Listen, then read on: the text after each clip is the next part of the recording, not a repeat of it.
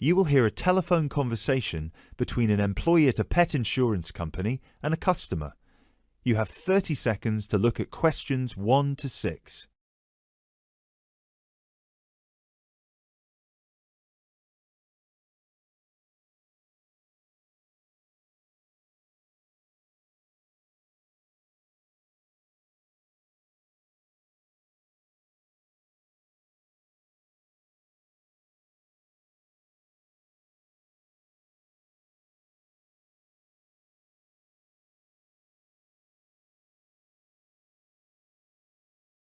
Pet Protect UK, how can I help? Oh, hello there. I'm calling to inquire about your pet insurance plans. Of course, just give me a second, please. Sure. So, have you checked our website already to see the options we offer? I've had a quick glance, and I think I'm interested in the basic plan. Great. I need to just ask a few questions first then. Is your pet a dog, a cat, or a rabbit? It's a dog. And is it a puppy or... No, he's 3 years old. Right. May I ask, has your dog been insured before? I just adopted him from the rescue center last week, and I think he'd been there a while, so I doubt it. Okay, so you've had him for a week then. That's correct. Great. I apologise for asking this, but your dog, what's his name by the way? Fenton. Fenton, is that spelt with an F? Yeah. Fenton. Great. Thank you for that. So, according to the rescue centre, has Fenton ever attacked, bitten, or been aggressive towards a person or another animal? No, not at all. Excellent. And is he a guide dog or... No, just a house pet. Great. And you said he's 3 years old. Do you know the exact date of birth? Oh, yes, it's on the adoption certificate. Just give me a sec. It's May 19th, 2013. And do you know, has Fenton been neutered? Yes, he's been castrated. Excellent. And final question, what type of dog is Fenton? Is he a pedigree, a crossbreed, or a mixed breed? A crossbreed, I think. Right, crossbreed... Wait, sorry. What's the difference between the three? A pedigree is a dog whose parents are of the same breed. A crossbreed is from 2 different breeds, while a mixed breed is 3 or more. Then he's a mixed breed. Sorry about that. Right, no worries. So, could I take your full name, please? My name is Peter Pischinger. That's Pischinger. Right, thank you for that. And what's your address? That's 27 Cherry Drive, NW8 3HD. 3HD. And finally, a telephone number, please. 020-3634-7957. Thank you.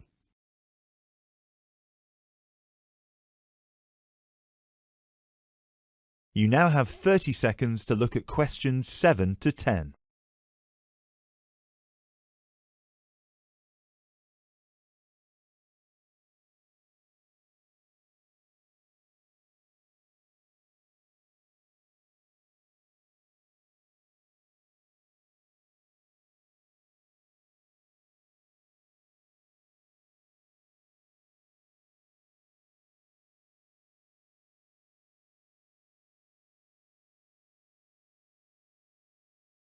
Now, you said you were interested in the basic plan. Is that correct? Yes, that's correct. May I ask, are you planning to switch insurance providers after the first year of your pet insurance, or is there a possibility you might renew with us? I haven't really thought about it. Why? The reason I'm asking is because if you plan to renew with us, it might be worth considering our premium or ultimate premium plan. With the basic plan, you will have to pay the same fee of £8 per month regardless of how long you stay with us.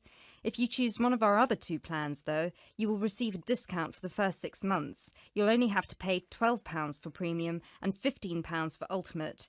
And then, depending on your circumstances, you might be eligible for further discounts after your first year, depending on how many expenses you claim.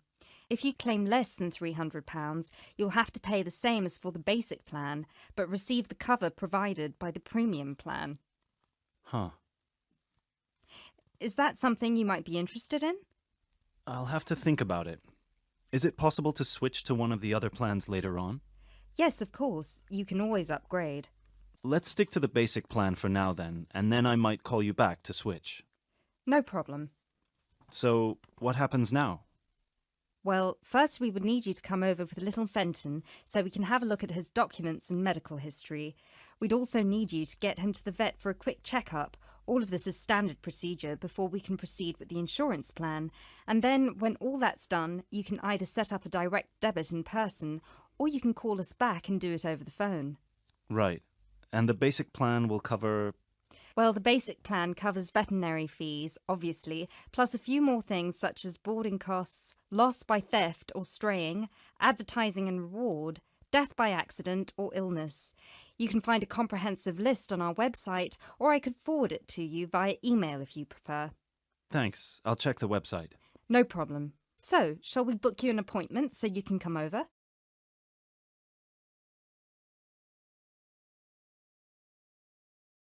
That is the end of part 1. You now have half a minute to check your answers.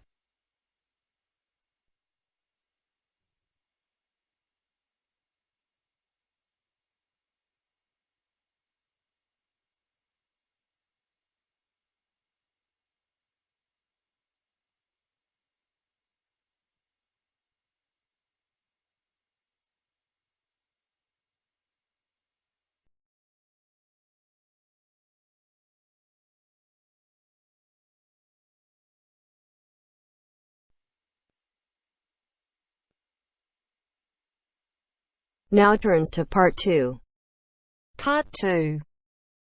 First, you have some time to look at questions 11 to 17.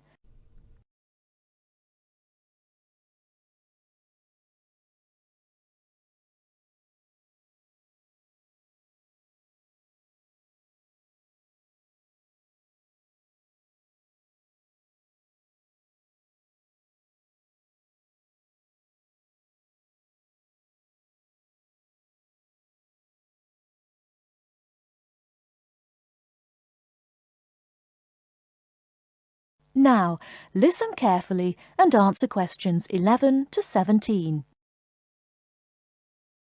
Hello, and thanks everyone for coming here today. I know it's always a bit stressful going for a job interview, but it's best to be prepared. For any of you who may not know me, my name is Fiona Ogilvie, and my job is to offer guidance and support for students with special needs.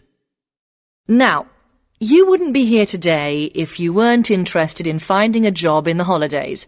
So let's get down to it and see what things you need to be looking out for. Most of you, I hope, will be applying for jobs with the companies that have been recommended by the university. The reason for this is that we here at the university already know these companies and have established good working relationships with them. I've also been to visit all of them and checked out the facilities they have to offer. You really need to make informed choices when you're looking for a job and make sure you know before you even get to the interview stage that your needs will be met. But I know that some of you are applying for jobs independently and have looked at companies outside the university recommended list. So for you, it's best to plan ahead and be aware of what it is you may need while you're working. Things that you need to check when you go for an interview are there enough toilet facilities and are these easily accessible? Also, you want to check that all the public areas inside the building are barrier-free, so you can get direct access to these public spaces whenever you need to. And ask about ramps into the building, so you know how many there are and where they are located. These kinds of things are so much more difficult to sort out when you've started work, as they take time. But ramps are an absolute must, so please make sure you know where they are. Another thing you must make sure of is that the lifts have the correct lowered control panels. Ask if all the lifts have this facility or if it's only certain ones. Now, something I think that is often overlooked is working hours. What you want to make sure of is that you get flexi time. This basically means that your working hours are flexible and you can clock on and clock off in times that suit you. Within reason, of course. Most companies do recognise that it takes much longer for someone in a wheelchair to get on and off buses and trains. Public transport can take that much longer, so you need to be organised and prepared. And for those of you lucky enough to own a car, check how many disability parking spaces are available. Remember that it's your right to have a disabled parking space. These also need to be near enough to a wheelchair accessible entrance or ramp. OK, are there any questions before we move on? Before you hear the rest of the talk, you have some time to look at questions 18 to 20.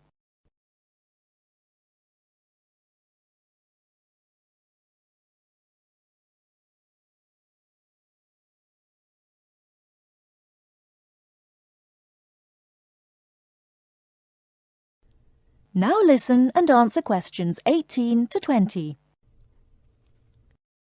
Right, let's move on then.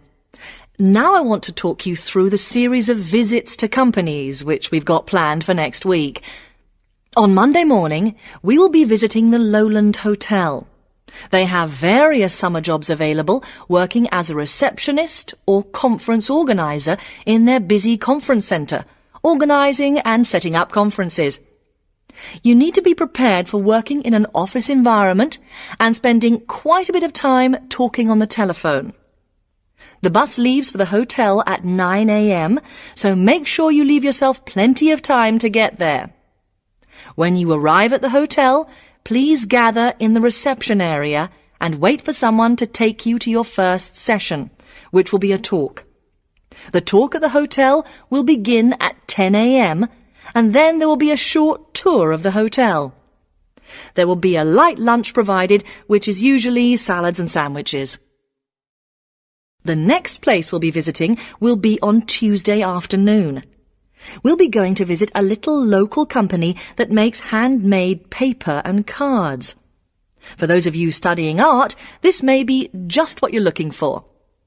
We'll be taken on a tour of the company which lasts 3 hours. The tour will start at 3:30 p.m. and after that you'll have a chance to meet some of the staff. Tea and coffee will also be provided. We have no trips planned for Wednesday, but on Thursday morning we'll be going to Tobago Travel Agency. This is a very popular choice amongst our students because you can get student discounts on holidays. We've booked a coach for this and it'll leave from outside the refectory at 8 a.m. You'll need to bring a packed lunch for this, so please don't forget. There is a little canteen where you can buy hot and cold food, but this is closed on Thursdays. Friday, we'll be having representatives from all the companies visiting us, so you will have a chance to ask any questions, and of course, put your name down on the list if you're interested in working for them over the summer. This event will take place in the main hall next to the library, and it'll run from 10:30 until 4. I really hope you make the most of this excellent opportunity to not only earn yourself some extra money, but also to gain experience of what it's like to work. And if you'd like to find out more, then please ask some of the students who worked last year. They're all wearing green badges and will be happy to speak to you afterwards. That is the end of part 2. You now have half a minute to check your answers.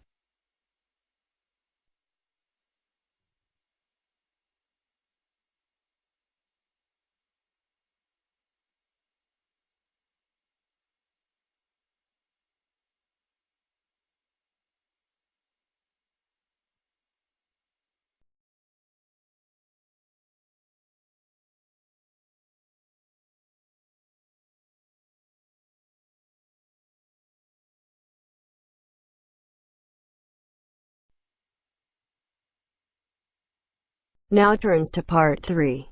Part 3. You will hear a conversation between 3 students who are preparing a presentation.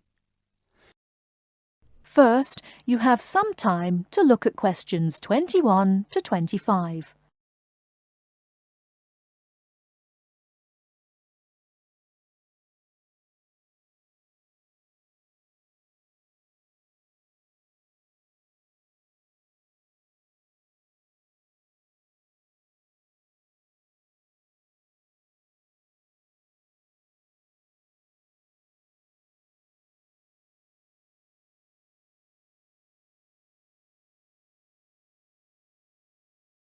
Now listen carefully and answer questions 21 to 25. Hey guys! Oh, hey Gail, you made it. Yeah, sorry. I was stuck at the library paying late fees. Have you guys started going through the data yet? Yeah, we've already collated it and we've started designing the graphs we're going to use in the presentation. Oh, really? That's fast. Well, anyway, here's what we've got so far. Okay, so... Wow, 38% said they thought about quitting school in the first year. That's a huge number. Yeah, and only 10% said they were happy at school from beginning to end. Amazing, isn't it? Yeah, I thought the majority would be happy here. Well, just remember that about 30% of the school population are foreign students, and from the UK students, only 2% are actually from the area. So, I guess it makes sense that people would miss home. Yeah, but to want to actually quit school... Well, they didn't want to exactly, they just thought about it. Okay, so how should we organise the presentation? What did you guys decide? Well, Kevin and I were saying that we should start by explaining what the topic of our research was, and how we decided to collect the data. So, I'll start by saying that our topic was how first-year students felt a month after beginning school, and how their attitudes progressed and changed by the end of the academic year. So then we were thinking that I should explain that the population we want to study was obviously first-year students, but because we need their complete experience from the beginning to the end of their first year, we'd have to actually poll students in their second and third year. And then we said that you should explain how we access the population. So I'll say that we got the permission from the school to go to different classes from different departments and hand out the surveys in paper form, right? Right, and that it took us about 3 weeks to complete this part of our research. So then we need to describe the 3 different areas of focus of our survey, so Lindsay can do that. Say that the survey had 3 sections. The first one, asking just some general questions about the age, gender, nationality and field of study of each student. Then the second one focused on how they felt in their first 6 months at school. And the third, how they felt in the summer after their first year was complete. That sounds good.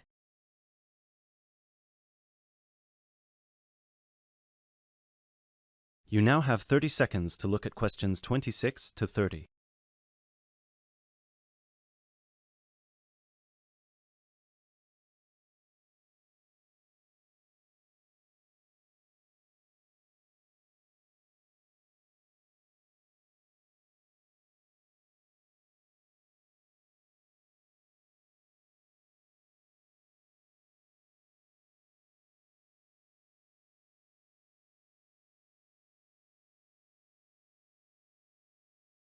Okay, so let me see the breakdown.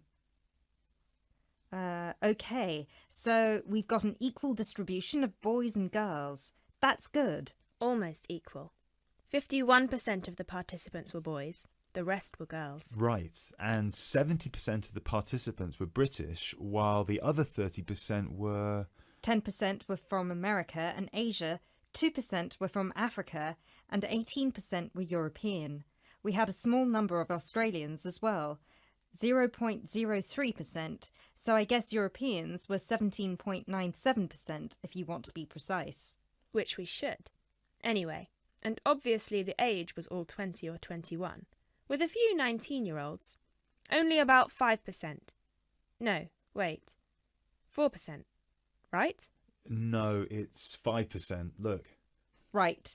Okay, so Lindsay will describe the 3 sections, And then you, Kevin, you'll describe the demographic and geographical breakdown, and You can start with the graph, and then we'll all explain the data together. Right, so we'll put this graph up on the board and explain that most students experience some form of homesickness or mild depression in the beginning of their course. But we need to point out that by the end of the year, it was only 5% that still felt like quitting school. Yeah, but remember that we didn't actually have the opportunity to interview or poll any of the students who left school. So the information we have only relates to current students, and those numbers might be bigger in reality. Yeah, I guess we need to mention that. But we did check the dropout rate for the last 2 years, and it was very low, so at the end of the day, the numbers can't be much bigger. Yeah. Anyway, so after we explain the data and we show the 3 graphs with the background information and the responses for 6 months and 1 year, we should spend some time also talking about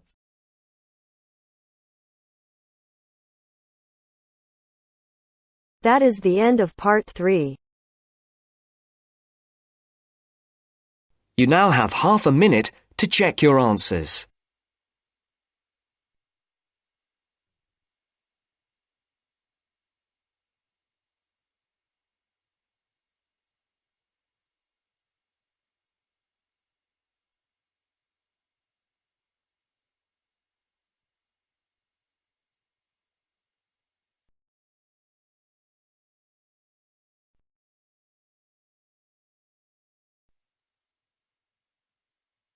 Now turns to part 4. Part 4. Now turns to part 4. Part 4.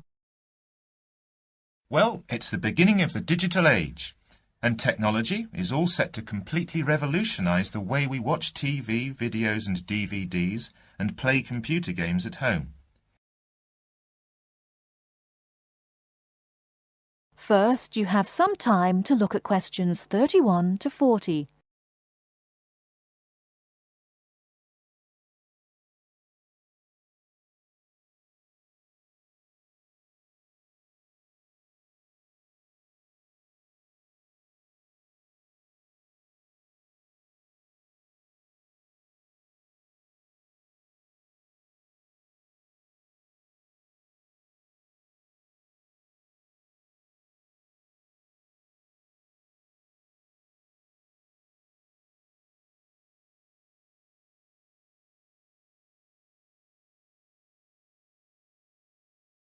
Now listen carefully and answer questions 31 to 40. Well, it's the beginning of the digital age, and technology is all set to completely revolutionise the way we watch TV, videos and DVDs and play computer games at home. Here to tell us more about how we will be spending our leisure time at home in future is Anna Zabel. Hello. Yes, there will be huge changes in the way we use television, radio and new media in future. By this, I mean we will be able to do what we want, where we want and when we want. The result is that our homes will increasingly become home theatres, and all our entertainment at home will be available at the touch of a button. Now, most home entertainment these days is delivered over wires, but this is changing thanks to high-speed broadband. Downloading will become easier, and studios will eventually release movies, songs and video games directly to the consumer. So, for example, instead of a film opening on the big screen and eventually appearing on television, video and the internet, it can appear in all formats at once. This means that we will have more choice and control over the media we use. So, how will we use this media in our homes in future? There will be big changes in how we watch video and television. Several research groups and companies are trying to add depth to TV and other video displays in the form of a third dimension. So television and video screens will have depth. What do you mean by depth exactly? Do you mean 3D, like a hologram? That's right. When we say that a hologram has 3 dimensions, it means that we can see not only up and down and left and right, but forwards and backwards too. When we talk about dimensions, we call forwards and backwards depth. So when we say that a hologram has 3 dimensions, it means we can see up and down and left and right, just like a picture or photo. But we can also look into the hologram because the image it contains has depth. So instead of watching films on a flat screen, we will be watching them in 3D. Absolutely. Well, as we live in a 3D world, we shouldn't really be watching television and films in 2D. And the technology to make this happen is already there. 3D screens are being developed which can be placed throughout the house, even in busy areas of our homes, like doorways and halls. Now, these screens appear to float in air.